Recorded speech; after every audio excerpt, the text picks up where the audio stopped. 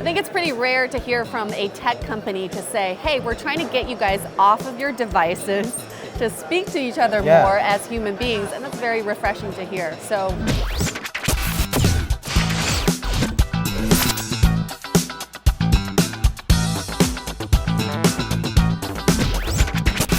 IFA is a great event to recognize some of the brands who are hip and fun.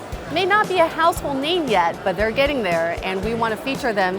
And today we are here at Mobvoi. We've got Jason Jung. He's the head of international PR for Mobvoi. How are you? I'm pretty good, tired.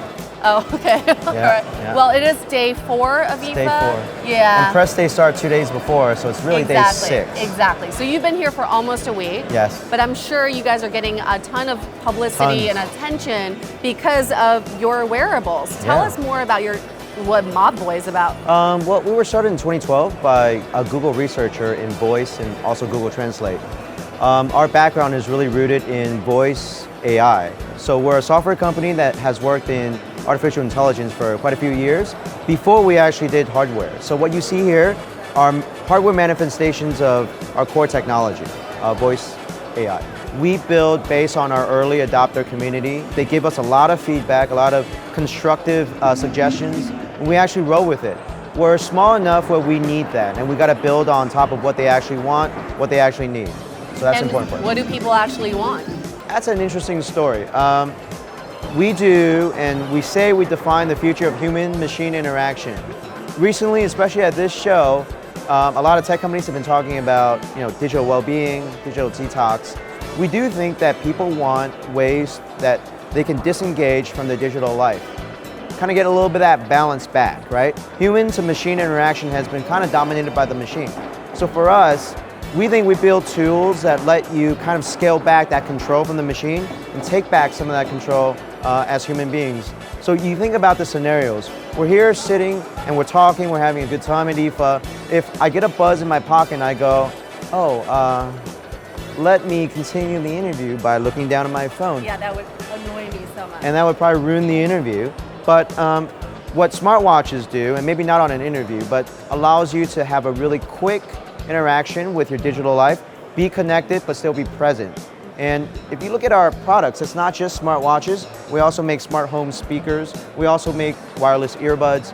All of these not only take our voice and help us interact with the machine, but they allow you to keep your phone in your pocket for those moments. Our earbuds are designed for the commute.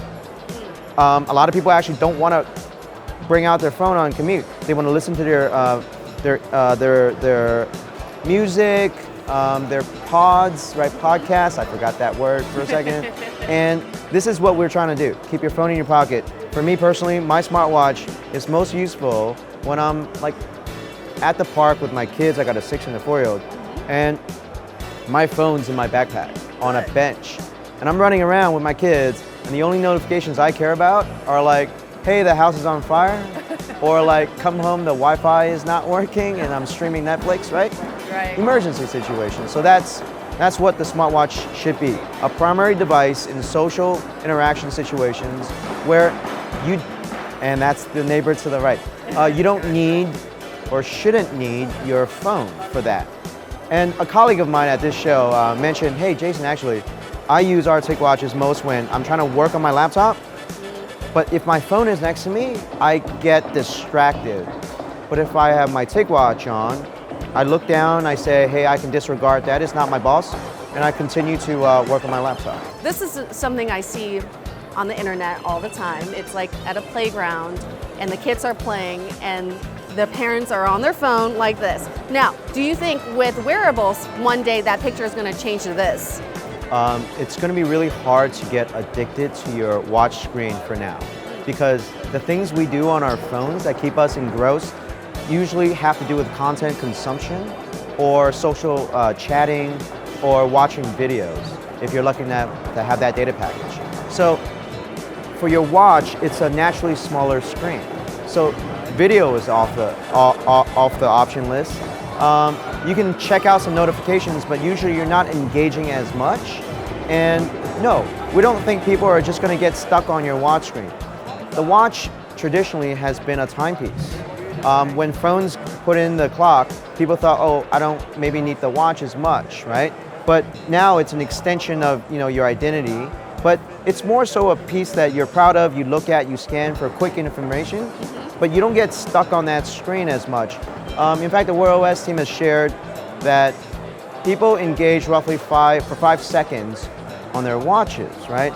And that's how we see it. It's a tool to keep that balance in your life. So what is special about the TicWatch Pro? Can you show me some functions? There's a dual layer display here. We call it layer display technology. What you have is an LCD sitting on top of an OLED screen. The basic purpose of that LCD screen is to save battery life. We talk about babysitting devices. We all got into the habit of charging your phone every day. However, a lot of people still go, but I don't want to charge another device every day, right? You still have your laptop, your phone to worry about. So that third device, being your smartwatch, that's a barrier to entry for a lot of normal consumers. So what we're doing is extending that battery life. If you use it full-fledged as a smartwatch, it's still about 2 or 3 days of battery life. However, in certain mixed use case scenarios, you can extend it from 5 to 30 days. The 30 days is if you shut down the smartwatch features and you only use it as a fitness watch. That means you get time, date, steps counting, and heart rate monitoring, okay? That's 30 days. However, the way I use it, and it's mixed use again, I have my LCD screen always on, Wear OS always running, and I get 3.5, 4 days out of my battery. But I also switch back to that fitness watch we call essential mode, and I get another 3 or 4 days out of that. That's a week between charges for me on average. And that's because of the dual screen? It is because of the dual screen display. Our engineer, his name is Robert. I don't remember his last name right now. Hey, Robert. Robert, hey, shout out Robert. He spent about 2+ years working on that display technology. And long story short is, he didn't want to compromise what he wanted to break. Battery life from laptops to smartphones to now smartwatches, it takes 3 players to kind of optimize. It is the display, and that's why OLED are so big now on smartphones. It's the chip, and it's also the operating system. So the only one that we can work on is that display, and that's what Robert did. He iterated and worked for 2 years to get that display. And you are Google backed, yes? We are. So 2015, we were lucky enough to be a strategic partner / investee of Google.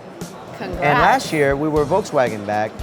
There's a joint venture in China where our AI technology is going to be put into cars. How do you get your main messaging across for anybody walking by? We're more than just a wearable company. Right.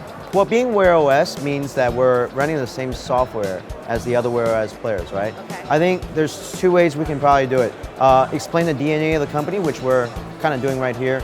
And also, when I tell the story of why we actually built these products, of being able to find balance in your life, because inspiration to create drives a lot of the nuanced experiences on the watch or on the device, right? And so our inspiration really is like that layered display technology. The most important thing about that is when we talk about, for example, how you can get control over the machine. So you can toggle from no notifications but still have a fitness watch, all the way to full-fledged smartwatch. The benefit is battery saving, but the human side of it is, hey, I want to dial down how much I'm connected. I want to dial down how much I get notified, or I can go dial it right back because I want more. And with the TicWatch, you still need a phone paired with it, correct? Right, so in the US, all of these are paired with your phone to be functional and be connected.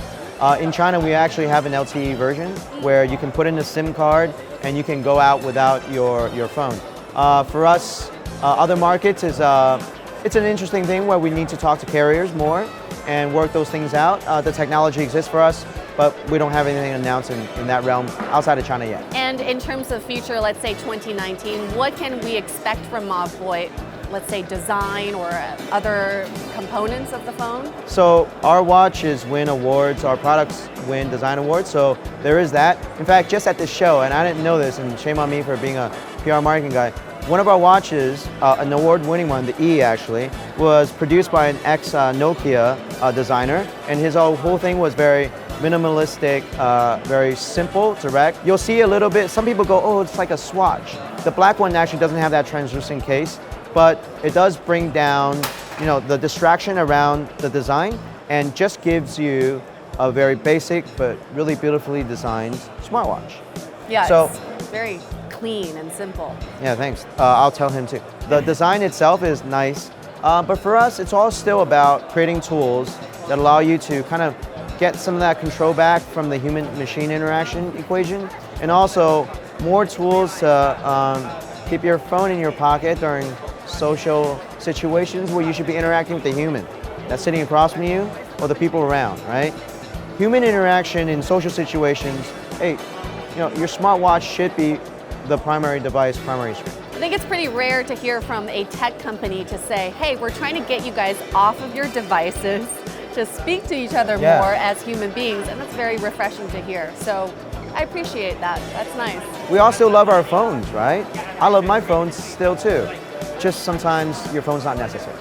Absolutely. Well, thank you so much, Jason, for introducing us to your suite of products.